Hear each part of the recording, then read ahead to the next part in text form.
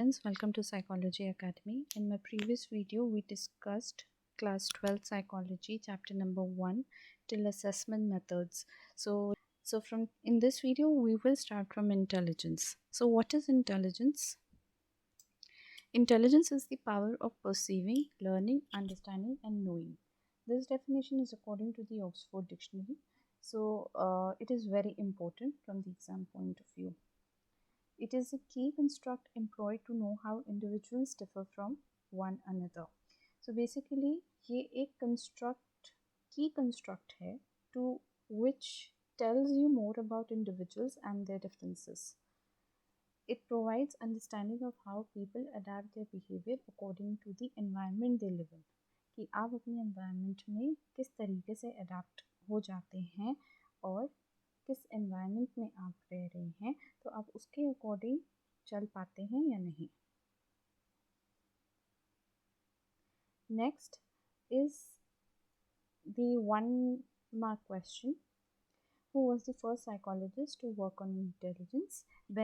Alfred Binet was the first person who worked on intelligence.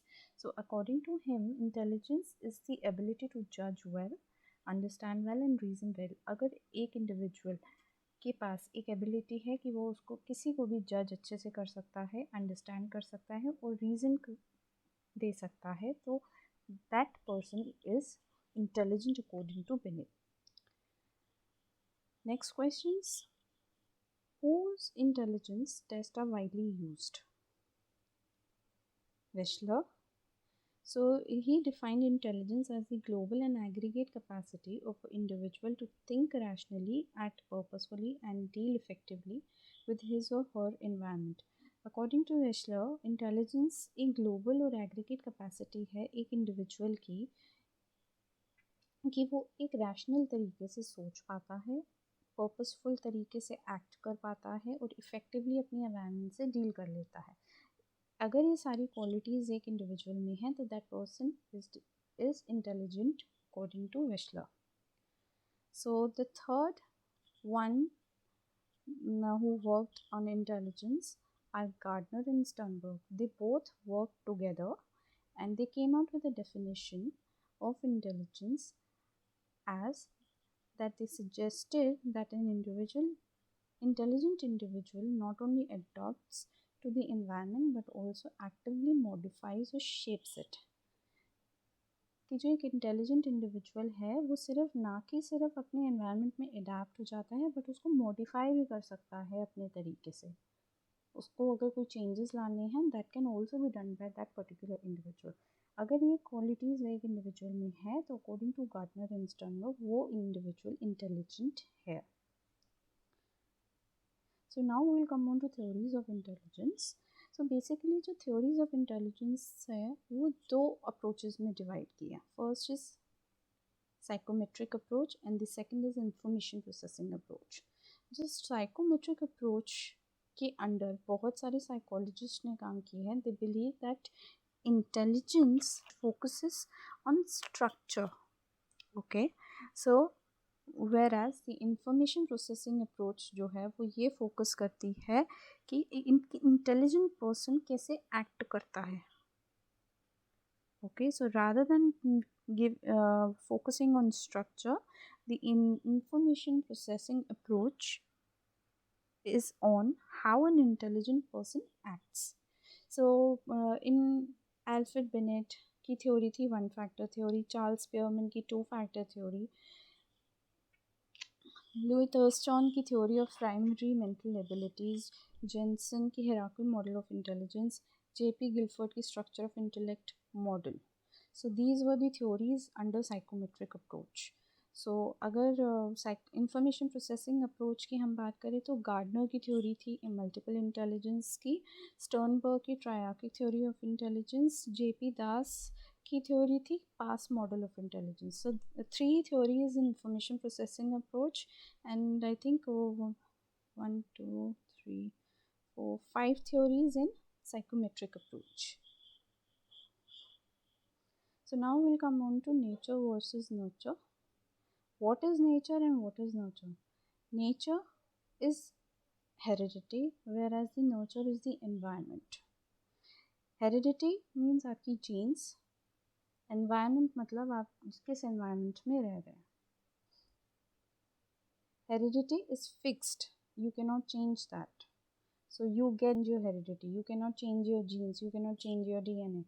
So environment is changeable, so you can change your environment you want to live in. Okay, so for example, अगर आपके eyes का colour blue है या brown है या black है तो आप उसको चेंज नहीं कर सकते हो, except the fact that you are using lens in today's time. और environment is changeable means that आपको किस environment में रहना है, you can change that.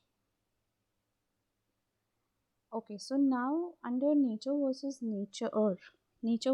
nurture एक रिसर्च की गई थी जिसके अंदर रिसर्च की गई थी आइडेंटिकल ट्विंस पे और फ्रेटर्नल ट्विंस पे. आइडेंटिकल ट्विंस कौन होते हैं? जिनकी शक्लें सेम होती हैं. टू बी प्रिसाइज, आपने बहुत बारी देखा होगा अपने आसपास कई लोग होंगे जिनकी शक्लें सेम होती हैं. So those people are identical twins. And fraternal twins कौन होते हैं? जिनकी शक्ल, दे आर नॉन आइडेंटिकल, जिनकी शक्ल सेम नहीं होती but they are born with the same parents together और जेनेटिकली डिफरेंट होते हैं वो. Whereas identical twins genetically same होते हैं, तभी उनकी शक्ल सेम हो जाती है. सो यहाँ पे आइडेंटिकल ट्विंस में आपके या तो दो बॉयज़ होंगे या तो दो गर्ल्स होंगी. अगर आइडेंटिकल ट्विंस हैं तो दोनों लड़के होंगे या दोनों लड़कियाँ होंगी. और फ्रेटर्नल ट्विंस में ज़रूरी नहीं है कि वो दोनों लड़के ही होंगे या दोनों लड़कियाँ ही होंगी. तो they could be either two boys और टू गर्ल्स और ईदर वन बॉय और वन गर्ल. डिफरेंट जेंडर हो सकता है. आइडेंटिकल ट्विंस में डिफरेंट जेंडर्स नहीं हो सकता. सो यहाँ पे एक इंटेलिजेंस की कोरिलेशन की वो करी थी, रिसर्च करी थी जिसमें ये पाया गया था कि मैक्सिमम कोरिलेशन था उनका 1. सो जो आइडेंटिकल ट्विंस जो एक साथ पैदा हुए थे और जिनका एनवायरनमेंट सेम था उनका इंटेलिजेंस कोरिलेशन आया था 0.90. और जो आइडेंटिकल ट्विंस जो कि सेपरेट कर दिए गए थे बचपन में ही और उनको अलग अलग तरीके से अलग अलग इन्वायरमेंट, इंटेलिजेंस कोरिलेशन मिला 0.72%, सॉरी 0.72. सो यहाँ पे एनवायरनमेंट का रोल हमें दिखता है. Now will come on to fraternal twins. Fraternal twins जो कि रेड टुगेदर थे, जिनको एक साथ पाला पड़ा गया था, उनका कोरिलेशन था 0.60. Okay, so siblings read together, उनका correlation 0.50. Siblings read separate 0.25. These were the basically research correlation with the intelligence. Okay, so these researches were done to find out whether nature is important or nurture is important. But nature और nurture दोनों important हैं. ऐसा नहीं है कि एक चीज़ नहीं है और एक चीज़ है और एक चीज़ नहीं हो सकती. दोनों होंगे और दोनों का अपना अपना रोल होगा. Okay, so that is why studies have reported that as children grow in age, their intelligence level tends to move closer to that of their adoptive parents. Means यहाँ पे उनका nurture आ जाता है, nurture part ज़्यादा visible हो जाता है. There is evidence that environmental deprivation lowers intelligence, while rich nutrition, good family background and quality schooling increases intelligence. So basically what here we are saying is कि यहाँ पे research हुई है जो कि ये कहती है कि अगर इन्वायरमेंटल फैक्टर डाउन हो जाता है तो इंटेलिजेंस लेवल भी कम हो जाएगा. क्यों? क्योंकि उसको रिच न्यूट्रिशन नहीं मिल रहा है. एनवायरनमेंट में खाना हो गया, ठीक है, गुड फैमिली बैकग्राउंड हो गया, एजुकेशन हो गई, सोशल बैकग्राउंड हो गया. अगर ये सब चीज़ें हमें अच्छी नहीं मिलेंगी तो this can deprivate our intelligence. Whereas if a person or if a child is getting all these things or getting a good environment, it can boost up the intelligence level. So now we'll come on to next topic, that is the assessment of intelligence. अब assessment यानी हम कैसे पता लगाए कि कितना intelligence है, assess कैसे करना है intelligence को. Okay, so Bennett and Simon made the first successful attempt to formally measure intelligence. These two people made the first successful attempt कि हम इंटेलिजेंस को मेजर कैसे करेंगे? So they came out with two concepts, that is mental age and chronical age. अब mental age क्या होती है? It is a measure of a person's intellectual development related to people of his or her age group. Intellectual development कितनी है according to his or her age group, ठीक है। सो अगर mental as 5 है तो इसका मतलब वो बच्चे की परफॉर्मेंस 5 year old जितनी ही है। So we'll come on to chronicle age now. It is a biological age from birth. Okay. So here, अगर मेंटल एज ज़्यादा है CA से तो वो ब्राइट चाइल्ड आ जाता है, उसका IQ लेवल बढ़ जाता है। अगर MA यानी मेंटल एज कम है CA से तो that will the child IQ is low. Okay, so they came out with a formula which can find out how to find out intelligence quotient. ठीक है, that is IQ. So IQ refers to mental age divided by the chronicle age, okay, and multiplied by 100. So अगर हम इस equation को follow करेंगे तो हमें IQ मिल जाएगा। ओके, सो वील अगर आप अपने coming back to assessment of intelligence, I would suggest to read your book page number 11 table 1.1 जिसमें classification of people on the basic of IQ दिया हुआ है। अगर अबव 130 है IQ रेंज तो description level is very superior. Okay, तो ये 2.2 इतने सिर्फ 2.2 पॉपुलेशन है, पर इतना परसेंट है पॉपुलेशन में कि इतने लोगों का 2.2% ही लोगों का IQ level above very superior जाता है। जिनकी IQ रेंज 120 to 130 में आती है तो वो सुपीरियर है। जिनकी 110 to 119 में आती है तो हाई एवरेज है। ये टेबल दिया हुआ है, ये आप इसको अच्छे से रीड कर लीजिए। You need to read this because इसमें क्वेश्चंस आ जाते हैं। ओके, और टेबल 1.2 भी है, नॉर्मल कर्व दिखा रहा है कि कितना एवरेज में कितना हाई हो रहा है और कितना कितना लो जा रहा है। You need to study this table and it is very easy. Okay, so now will come on to variations of intelligence. अब वेरिएशंस हैं यहाँ पे। वेरिएशंस मतलब हमने स्टार्टिंग में पढ़ा था, it is there in my first video. Variations क्या, वेरिएशंस का मतलब क्या होता है? Variations is the difference among all the species. So यानी अब यहाँ पे वेरिएशंस इन इंटेलिजेंस मतलब डिफरेंस इन इंटेलिजेंस। ओके, किसी का हाई आ रहा है, किसी का लो आ रहा है। So we'll study this now. Okay, so intellectual deficiency. American Association on Mental Deficiency views intellectual disability as significantly as sub-average general intellectual functioning existing concurrently with deficit in adaptive behavior and manifested during the developmental period.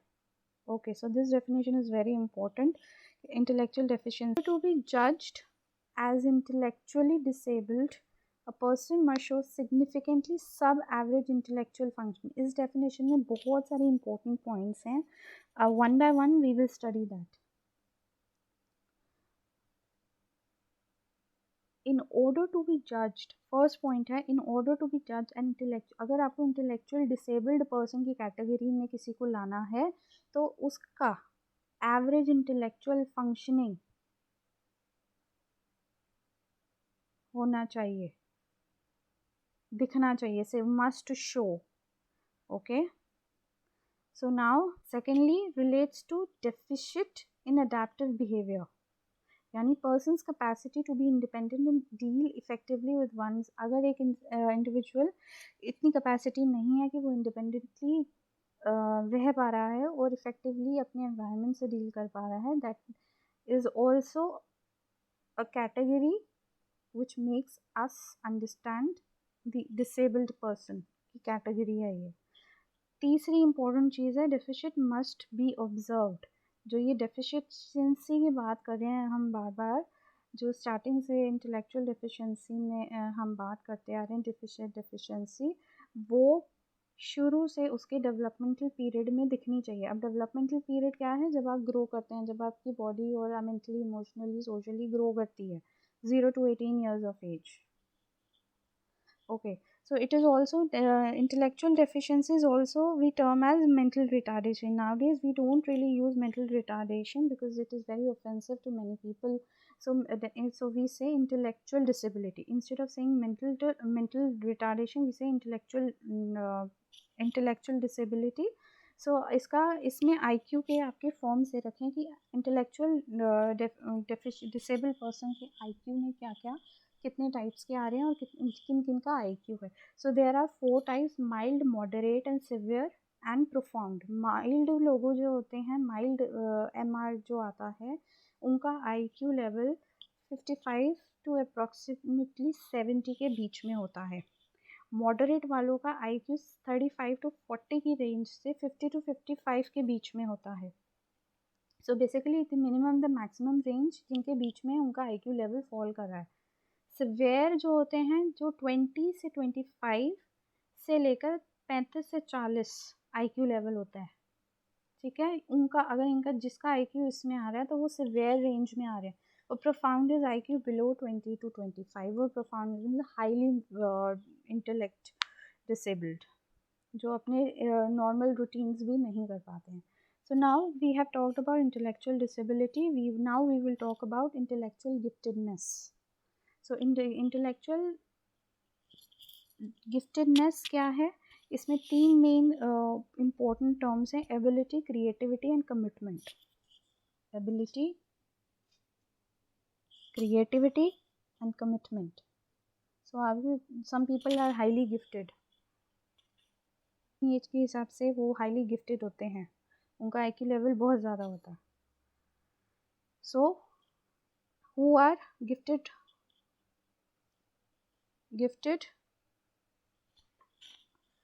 the one who is highly able, highly creative and highly committed.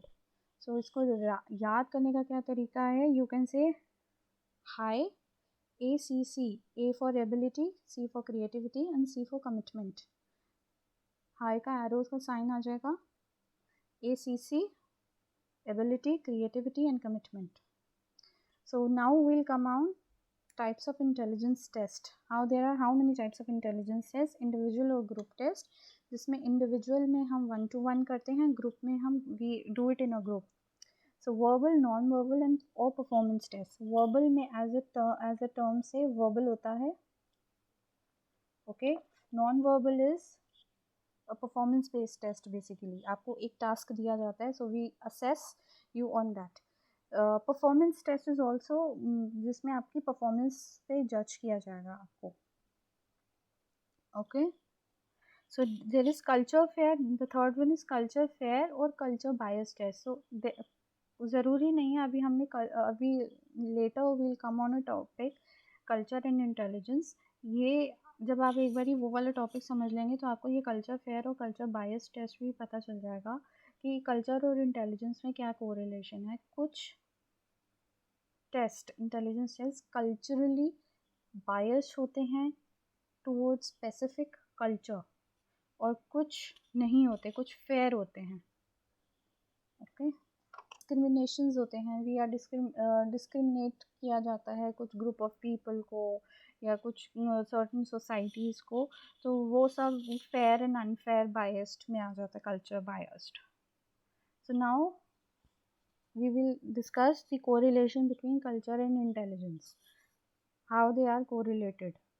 So what is culture? It is a collective system of customs, belief, attitudes and achievements in art and literature. कि आपका पूरा एक collective system है, सबको इकट्ठा collective system है, custom का, belief का, एटीट्यूड का एंड अचीवमेंट्स का. So now what is intelligence? As we already know that intelligence is that it help individuals to adapt to their environment. ये एक पूरा इंटेलिजेंस एज अ डेफिनेशन नहीं है, बट इसका एक पार्ट है. It helps an individual to adapt to a particular environment. Okay, so अब इसमें कल्चर और इंटेलिजेंस के उसमें वाइगोत्स्की ने ये आर्ग्यू किया था कि culture provide the social context in which people live, grow and understand. So according to Vygotsky कि कल्चर जो होता है is very important in understanding the intelligence. Okay, why? Because social context provide करता है culture, जिसमें एक इंसान को रहना होता है, बढ़ना होता है, समझना होता है. अच्छा, example, in less technologically developed societies social and emotional skills in relating to people are valued. जहाँ पे टेक्नोलॉजिकल इतने एडवांसमेंट नहीं हैं, वहाँ पे सोशल और इमोशनल स्किल्स को ज़्यादा इम्पोर्टेंस दी जाती हैं. While in technologically advanced society, personal achievement founded on abilities of reasoning, कि आप कितना अच्छा रीज़न कर पा रहे हो, जज कर पा रहे हो, वो ज़्यादा वो फैक्टर बन जाता है इंटेलिजेंस को समझने का. डिफरेंस पता चल रहा है आपको दोनों में? Here I am trying to say that there are two societies, the one which is technologically advanced and the one who is not so technologically advanced. अब जो टेक्नोलॉजिकली एडवांस है वो इंटेलिजेंस लेवल किसके बेस पर check करेगा? आपकी cognition level पे check करेगा कि आप कितने अच्छे से टेक्नोलॉजी को यूज़ कर पा रहे हो, उससे रीज़न कर पा रहे हो, जज कर पा रहे हो. ओके, सो जितना आप अच्छे से टेक्नोलॉजी को समझोगे उतना ज़्यादा आप इंटेलिजेंट कहलाओगे. वेयर एज जो not so technologically advance society है, वहाँ पे सोशल और इमोशनल स्किल्स को ज़्यादा इम्पोर्टेंस दी जाती है इन रिलेटिंग कि आप कितना अच्छा सोशल हो, कितनी अच्छी वैल्यूज़ रखते हो, अपने कितने इमोशंस को आप अपने और औरों के इमोशंस को कितना अच्छे तरीके से समझ सकते हो. Okay, so according to Vygotsky, elementary mental functions like crying, attending to mother's voice, sensitivity to smell, walking or running are universal. यानी ये तो हर कल्चर में होता है. अगर हम इसको ऐसे समझे कि बच्चा हर कल्चर में रोता है, सब अपनी मदर्स की वॉइस पे आते हैं, सेंसेस सबके में होती हैं, वॉकिंग रनिंग हर कोई करता है. That is a main developmental part of every human being. Okay, so ये यूनिवर्सल हैं. But the manner in which larger mental processes work, but जिस तरीके से लार्जर मेंटल प्रोसेसेस जो हमारा वर्क करता है, मेंटल प्रोसेसेस यहाँ पे कॉग्निशंस भी आ जाते हैं. हेयर हम कॉग्निशंस की बात कर रहे हैं, जैसे कि आप कितनी अच्छी तरीके से प्रॉब्लम सॉल्व कर पाते हैं, कितना अच्छे से सोच पाते हैं, या कितने अच्छे तरीके से न्यू आइडियाज़ लेके आ पाते हैं, वो मैटर करता है. समझे? We can read this again. According to him, elementary mental functions like crying, attending to mother's voice, sensitivity to smell, walking or running are universal. But the manner in which larger mental processes work, like problem solving or thinking, operate are largely culturally processed. यानी जो main हम culture की वजह से जो हमारा intelligence affect करता है वो इन चीज़ों पे करता है, प्रॉब्लम सॉल्विंग और थिंकिंग. यूजुअली जब हमारे कल्चर में एक पर्टिकुलर चीज़ है तो हम उसके बेस पे ही अपनी प्रॉब्लम सॉल्विंग करेंगे, उसी के बेस पे हम सोचेंगे. अगर फॉर एग्जांपल एक पर्टिकुलर चीज़ हमारे कल्चर में एक्सेप्टेड नहीं है, so we will not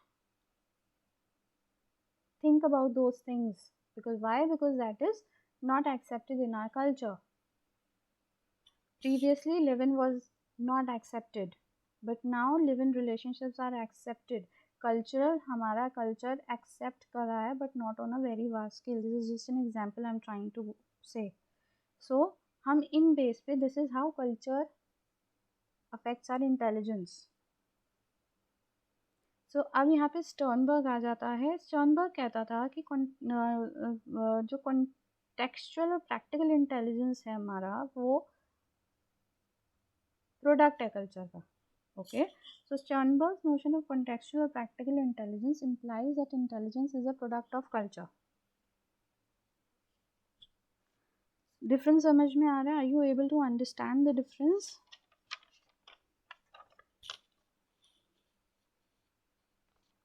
So basically कुछ behavior हमारे considered intelligent करे जा सकते हैं एक particular culture में, और वही same behavior दूसरे culture में accepted नहीं होते हैं. Okay, so ये तो हो गया हमारा western view of intelligence. Now we'll come on to Indian view of intelligence.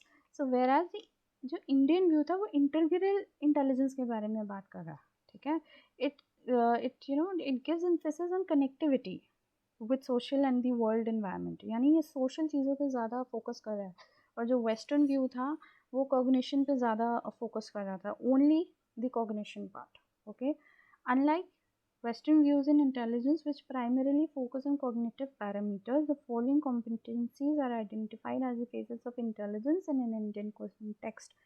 जो वेस्टर्न व्यू हमने अभी पढ़ा जिसमें वाइगोत्स्की और स्टर्नबर्ग के व्यू पॉइंट्स थे, वो कॉग्निटिव पैरामीटर्स को जज कर रहा था, only with focus on cognitive parameters. Whereas जो इंडियन कॉन्टेक्स्ट है वो कॉग्निटिव पे भी करता है, सोशल पे भी करता है, इमोशनल पे भी करता है, एंटरप्रेन्योर कॉम्पिटेंस पे भी करता है। कॉग्निटिव तो आपको पता है, सोच understanding, problem solving skills, effective communication, ये सब कॉग्निशन में आ जाता है। सोशल में कि आप कितना अच्छे से सोशली एक्सेप्टेड हैं, या किन चीज़ों से अपने बड़ों से कैसे बात करते हैं, और सोशली आप कितने रिस्पेक्टफुल हैं, और क्या आप दूसरों के पर्सपेक्टिव को रिकॉग्नाइज करते हैं नहीं। ये तो सोशल कॉम्पिटेंस हो गया। इमोशनल कॉम्पिटेंस कि आप कितने अच्छे से अपने इमोशंस को रेगुलेट कर पा रहे हैं, कितने आप पोलाइट हैं, कितना आप अपने आप को इवैल्यूएट कर सकते हैं, सेल्फ में ज़्यादातर आ जाता है। एंटरप्रेन्योर कॉम्पिटेंस में कि जहाँ पे आपके में कमिटमेंट है या नहीं, हार्ड वर्क है या नहीं, गोल डायरेक्टेड बिहेवियर आपका है या नहीं। Okay, so these all these things come under entrepreneur competence. So जो इंडियन कॉन्टेक्स्ट है वो ना सिर्फ कॉग्निशन को नहीं देखता, वो overall personality as a whole देख रहा है कि आप सोशली कैसे हैं, आप कॉग्निटिवली कैसे हैं, इमोशनली कैसे हैं, एंटरप्रेन्योर स्किल्स हैं कि नहीं, ये सब। So Indian context focus on everything in short. Okay, so we'll come on to emotional intelligence now. Emotional intelligence, it is a set of skills that underlie accurate appraisal, expression and regulation of emotions. So basically आप अपने emotions को कितना अच्छे से समझ पाते हैं। It is a feeling side of intelligence. So intelligence question आ जाता है कॉग्निशन पार्ट पे, और ये इमोशनल में आ जाता है आपके फीलिंग पार्ट पे, okay. Emotional question. So these two people, Salovey and Meyer, was the one who worked on under the concept of emotional quotient. So emotional quotient is the ability to monitor one's own and others' emotion. It's not only one's emotion but also the others' emotions, to discriminate among them and to use the information to guide one's thinking and action. कि आप अपने emotions को या दूसरों के emotions को कितने अच्छे से समझ पाते हैं, गाइड और उसको गाइड कर पाते हैं एक पर्टिकुलर डायरेक्शन में, और then you can finally take action on that. Okay, it is the ability to process emotional information accurately and efficiently. जो इमोशनल इंफॉर्मेशन जो हमारी बॉडी और जो ब्रेन हमें बार बार देता है, उसको कितना आप अच्छे से एक्यूरेटली और एफिशिएंटली समझ पाते हैं। So this is an emotional quotient. It is very important topic. So if you take out page number 17 of your textbook, so there is one box 1.2 on page number 17. It will give you a characteristics of emotionally intelligent person, so you need to read that. It will help you. Okay, so next topic is creativity and intelligence. Person with high IQ were not necessary. So what is creativity actually? कि आप कितना creative हैं, कितने नए आप ideas लेके आ सकते हैं, क्या क्या नए तरीके आप लेके आ सकते हैं। Okay, so person with high IQ were not necessarily creative. एक टर्मन ने कहा था कि जिस इंसान का हाई IQ है, IQ इज़ इंटेलिजेंट क्वोशंट, अगर उसका हाई है तो इट डज़ नॉट मीन कि वो क्रिएटिव भी होगा। Okay, creative ideas can come from person who did not have a very high IQ. The person who does not have a very high IQ, अगर average IQ भी है तो that person can also be creative, but that does not mean कि जो highly intelligent है वो creative भी होगा। Creativity can come from children with average intelligent children, also in highly intelligent children. So ये range कर सकता है, ये average intelligence से भी आ सकता है, ये highly intelligent से भी आ सकता है। So if you there is a group of students in your classroom और जिसके मार्क्स अगर कम नहीं भी आती हैं, दैट डज नॉट मीन कि वो क्रिएटिव नहीं है, that person can also be creative. और जिसके मार्क्स सबसे ज़्यादा आ रहे हैं क्लास में, दैट डज नॉट मीन कि वो क्रिएटिव है। So, can you see the correlation between creativity and intelligence? Therefore, a person can be creative as well as intelligent, but it is not necessary that intelligent ones must be creative. एक individual creative भी हो सकता है, intelligent भी हो सकता है, okay, but ये ज़रूरी नहीं है कि इंटेलिजेंट ही क्रिएटिव होगा। Can you see the difference here? Therefore, intelligence does not ensure creativity. Intelligence है तो वो क्रिएटिविटी ज़रूरी नहीं है वो अपना बैगेज में क्रिएटिविटी भी लेके आ रहा है। Creativity test are open ended. Open ended creativity के टेस्ट होते हैं। Open ended means what are open ended, which can have wide variety of explanations. So creativity tests are open ended questions. What are open ended questions? That does not have yes or no के सिर्फ answer नहीं होते। आपने कई बार intelligence test देखे होंगे जिसके answer सिर्फ इधर yes होते हैं वो या no होता, वो नहीं होते। these are उनमें आप explanations दे सकते हो। they don't have either yes or no response. It can have longer responses. आप उसमें बेसिकली एक्सप्लेन कर सकते हो अपने आप को।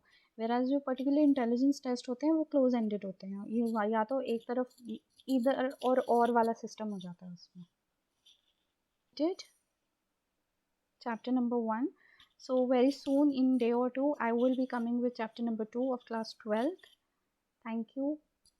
Keep watching and subscribe to my channel. As this is a new channel, I need your support to grow, to learn new things from you people. Thank you. Bye.